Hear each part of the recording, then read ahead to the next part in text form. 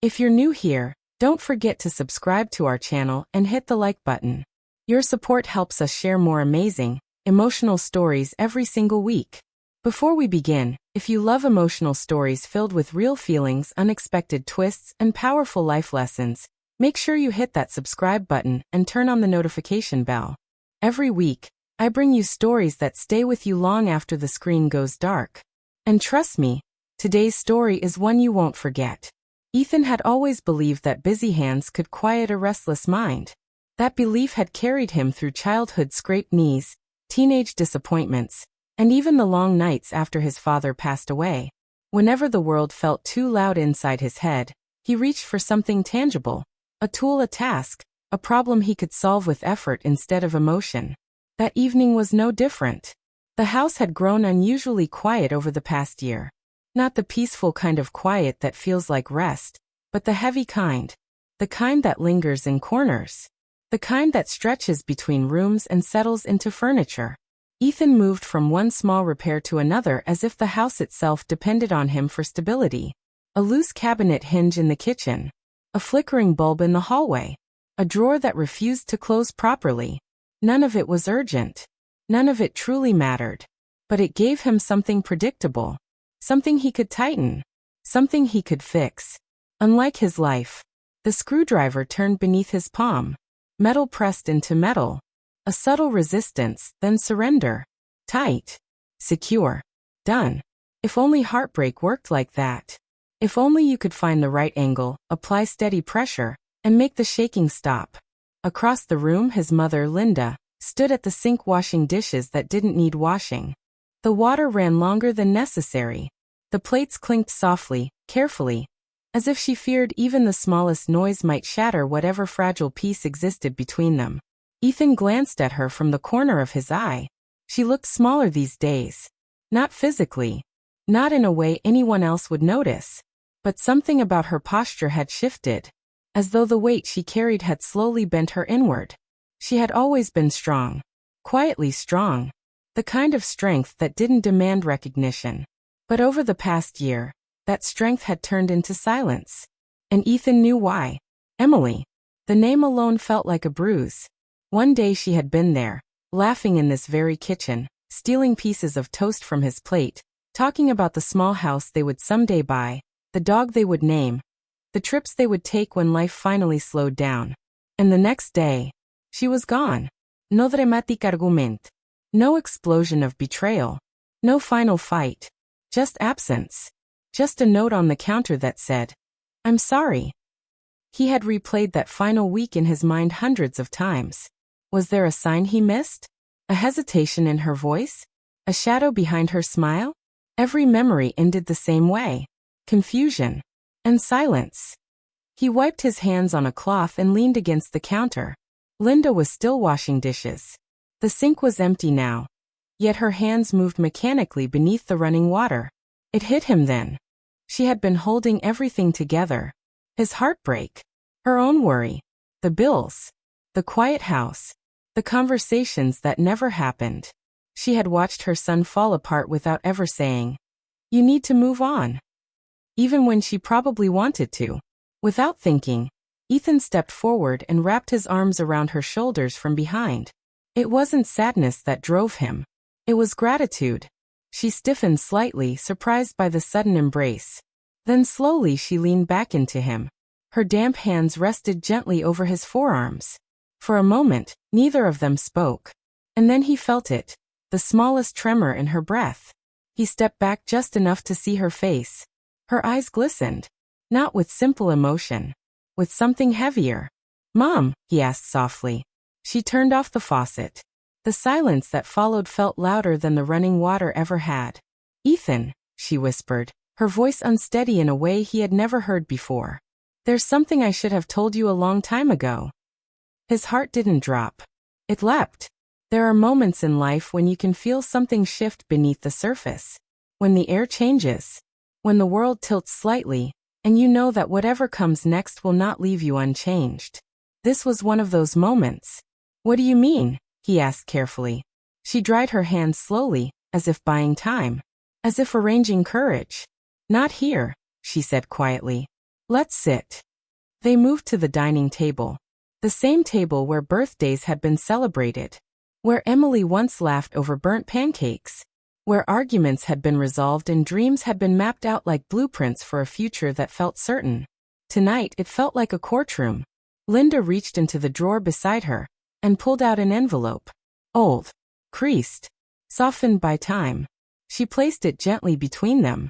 This came the week after Emily left, she said, barely above a whisper. It was addressed to you. Ethan stared at it. The world narrowed. A letter, he breathed. From Emily? His mind raced. Why hadn't he seen it? Why now?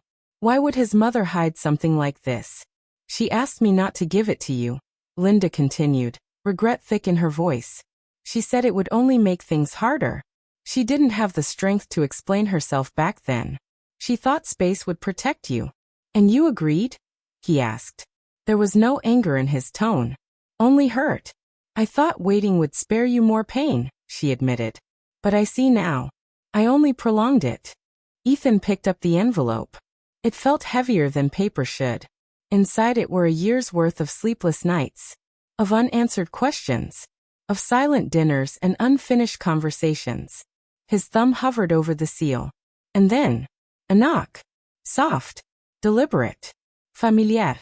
Both of them froze. Before either could move, a voice carried through the door. Ethan? Are you home? His breath caught in his chest. No. It couldn't be. But it was. Emily. Over a year had passed. He hadn't heard her voice.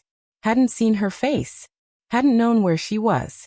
And now she stood on the other side of the door. Reality shifted. Linda rose slowly, her eyes meeting his. She didn't speak. She didn't need to. Ethan walked toward the door as if moving through a dream. He opened it. Cold winter air rushed inside. Snowflakes clung to Emily's dark hair. Her cheeks were flushed from the cold. Her hazel eyes, the same eyes he had memorized, searched his face with hesitation. Hi, she said softly. I didn't know if you'd open the door. Neither did he. Relief. Anger. Longing. Disbelief. All at once. Linda appeared briefly in the hallway, offering a gentle, knowing smile before quietly retreating to give them space. Emily's gaze dropped to the envelope in his hand. So, she finally gave it to you, she murmured. You knew, he asked. I hoped, she replied. The wind nudged the door inward. Ethan stepped aside. Gomein. The door closed behind her with a muted thud. The house felt smaller. Charged. Why are you here? He asked honestly. Emily swallowed. Because I owe you the truth. Silence stretched between them like thin glass. I didn't leave because I stopped caring, she began. I left because I was afraid. Afraid of what? She looked down at her hands. My father fell ill. It was sudden. Serious. Everything changed overnight. Hospital visits. Medical bills. Decisions I wasn't prepared to make. I was drowning. Ethan listened, his grip tightening around the envelope. I didn't know how to balance that world with ours, she continued. You had your plans. Your future. I couldn't ask you to give them up for my chaos. So you decided for me, he said quietly. Her voice trembled. I thought disappearing would hurt less than dragging you into it. I convinced myself it was kindness. The irony stung. You should have trusted me. I know. Tears formed in her eyes but refused to fall. I made the wrong choice. I was overwhelmed. I thought sacrificing us would protect you. Truth settled into the room. Heavy. Necessary. Ethan felt something shift inside him. Not forgiveness. Not yet. But understanding. And understanding is the first crack in resentment. He glanced toward the hallway. Linda watched quietly, hope flickering in her eyes. He turned back to Emily. I don't know what happens now, he said honestly. I don't know if we can go back.